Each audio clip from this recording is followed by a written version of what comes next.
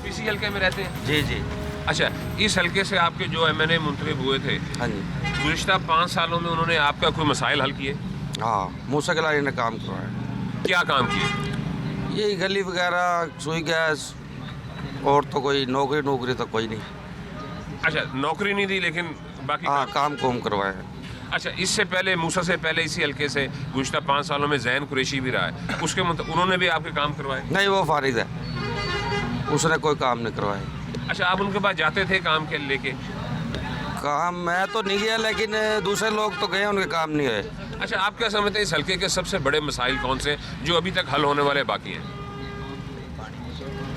साफ पानी। ये बताएं कि आपके हल्के के मसाइल क्या हैं? हल्के के मसाइल अल्हम्दुलिल्लाह हल्के के मसाइल सारे पूरे हैं। जब से इनके हमारे इनके कायद यूसुफ रज़ा गिलानी, सैयद यूसुफ रज़ा गिलानी साहब, उनके बेटे इनके साहबजादे इनके मूसा अली गिलानी, और उनके नीचे एमपी हैं हाजी राना सजाद हुसैन, वो हमारे लीडर हैं। उसने हल्के में अल्हम्दुलिल्लाह इनके घर घर पे बिजली के खंभे और टफटैल वगैरह इनके। अब आप ये समझते हैं कि उन्होंने जो काम करवाए उसके बाद आपके हल्के के सारे मसाइल हल हो गए? हाँ जी, अल्हम्दुलिल्लाह इनकी ये सबसे प्रॉब्लम ये होती सीवरेज पाइपलाइन की होती है। सीवरेज पाइपलाइन वगैरह इनके हल्के में पूरी हर हल्के में इनके उन्होंने माशाल्लाह से काम करवाया। आप जाके देखें, इनके विज़िट करें, इनके सीवरेज पाइपलाइन डलवाई है और टफटैलें लगाई हैं, इनके गलियाँ ओके हैं, क्लियर है, रास्ते क्लियर है। लेकिन मैं इस वक्त आपके ये भावलपुर बाईपास चौक पे खड़ा हूँ, ये चौक की हालत तो बहुत बुरी नज़र आ रही है। ये चौक की हालत इनके इसलिए बुरी नज़र आ रही है जी, ये 2-3 मरतबा बन चुका है। इनके जो भी इनके किसी का भी कोई मसला होता है, जलसा जुलूस इनके यहाँ पे आके इनके धरना धर देते हैं चौक में। तो पहले भी इसमें फूल बूटे लगे थे इनके, और इनके चारों तरफ इनके वो लकड़ी की इनके वो लगी हुई थी, तो आवाम ने वो सारी पाड़ दी थी। आप बताएं इस हल्के के बड़े मसाइल कौन से हैं? सारे मसाइल हैं सर, हर चीज़ के मसाइल हैं। कुछ थोड़े से बताएं हमें।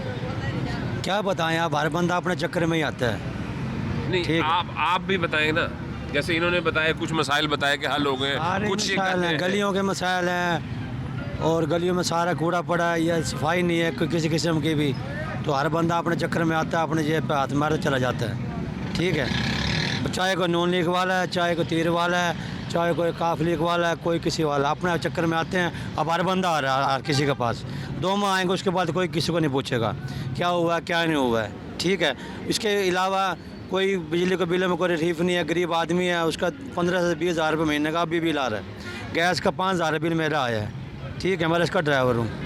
उसके अलावा क्या क्या करे बंदा, 1500 रुपये कमाता हूँ मैं, 1500 रुपये का 45,000 महीना बनता है, क्या करे बंदा, उसमें रोटी पकती है। ठीक है, अब हर बंदा जो भागा आता है, ठीक है जी मुझे दे दो जी, मुझे दे दो जी, 2 माह के बाद किसी को कुछ नहीं पूछेगा, हर चीज़ महंगी है। अच्छा, जिस वक्त ये आपने वोट देते हैं, मुंतखब हो जाते हैं, हाँ जी। उसके बाद कभी आप इनके घर, इनके डेरे पे जाते हैं तो इनका किस तरह का रिस्पांस होता है? सर हर जगह फिरते हैं, सब बिरादरी भी है, सारा कुछ है, कोई नहीं पूछता किसी को भी। अब तो हर बंदा आएगा, चाहे वो गिलानी साहब है, चाहे वो राणा साहब है, चाहे वो चौधरी साहब है, चाहे वो राय साहब है, वो हमारे पास अब आएगा। ठीक है, पैरों में बैठेगा, हर चीज़ करेगा 2 माह के लिए, उसके बाद कोई किसी को नहीं जानेगा। ठीक है, आप जाओगे किधर है जी? इस्लामाबाद जी।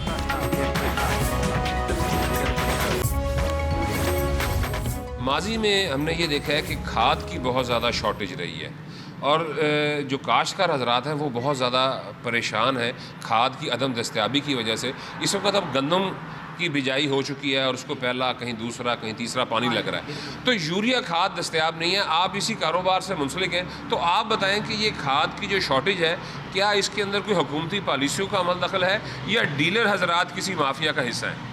सर जी टोटल हुकूमत की पॉलिसी है, बिल्कुल है ही नहीं पॉलिसी, तो हम तो ये कहेंगे गवर्नमेंट के पास माल होने के बावजूद हमें नहीं दिया जा रहा। हमें जब कंट्रोल रेट पे देंगे तो हम आप ये कह रहे हैं कि हुकूमत के पास खाद की अवेलेबिलिटी है लेकिन वो आपको नहीं दे रहे? नहीं दे रहे, बिल्कुल नहीं दे रहे। क्या वजह, क्यों नहीं दे रहे? क्या वजह, ये तो उनसे पॉलिसी ही नहीं है ना उनके पास, समझ से आप ये कैसे कह सकते हैं कि उनके पास इस वक्त अवेलेबल है और आपके पास नहीं? सर रिपोर्ट तो मिल जाती है ना कि भाई यहाँ भी जहाज़ लगा हुआ है जी, कारोबार कर रहे हैं ना, कराची में एक जहाज़ आया, दूसरा आया, कहाँ गया, गोदाम में माल पड़ा हुआ है लेकिन मिल नहीं रहा।